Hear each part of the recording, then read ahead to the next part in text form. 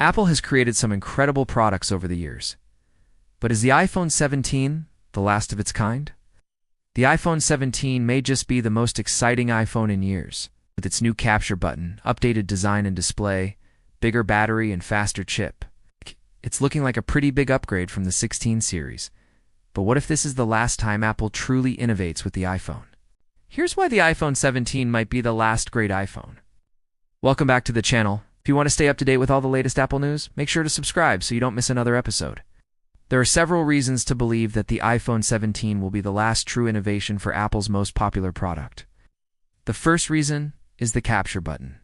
Apple has finally decided to give users an additional button on the iPhone, which will replace the mute switch that's been around since the original iPhone. We've already seen how a physical button can change the way you interact with your phone with the Apple Watch Ultra and its action button. So it will be interesting to see how Apple implements this on the iPhone. This could very well be the biggest change to the iPhone S design since the addition of the Touch ID home button with the iPhone 5 South in 2013. And according to rumors, this new capture button will work similar to the action button on the Apple Watch Ultra, allowing users to customize it to do pretty much whatever they want. The possibilities are endless. You could use it to launch the camera app, toggle specific accessibility features, trigger a shortcut, control music playback, or even use it as a remote shutter button when taking photos. This also opens the door for Apple to introduce even more accessibility features in the future. For example, double-clicking the button could be used to activate Siri, while triple-clicking could be used to quickly turn on the flashlight. The only downside to this is that not everyone will have this new button on their iPhone.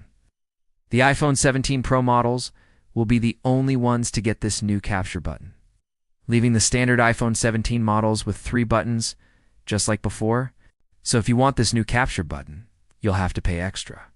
The second reason is the new design. Not only is the iPhone 17 rumored to have a new capture button, it will also come with a completely redesigned frame that makes it easier to hold. In fact, the entire design of the iPhone 17 Pro series could be inspired by the likes of the iPhone 4 and iPhone 5.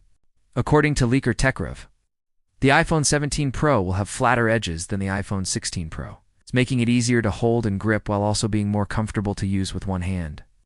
The leaker even went as far as to say that the iPhone 17 Pro will, quote, feel like a brand new iPhone. Another thing to note is that the iPhone 17 Pro series will be thicker than the 16 Pro series, and that's due to the new capture button, as well as a larger periscope zoom lens.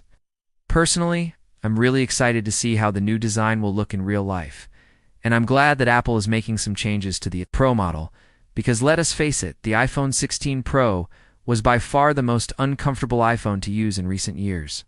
But with all these new changes, there's one thing that will likely remain the same, and that's the price. The iPhone 17 Pro series is expected to cost the same as last year's models, at least in the United States.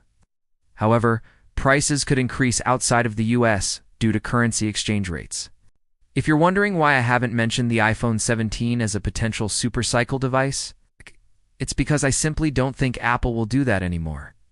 The last time Apple did something different with the iPhone was with the iPhone 6 South in 2015 with the introduction of 3D Touch.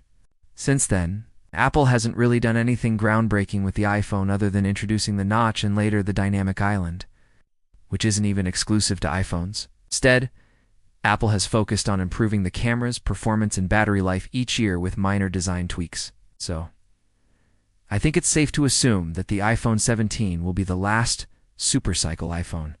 So with all that said, do you agree? Is the iPhone 17 going to be the last true innovation for the iPhone? Let me know your thoughts in the comments below. If you want to learn more about the iPhone 17, click here to check out my other videos. Thank you very much for watching, and I'll see you in the next one.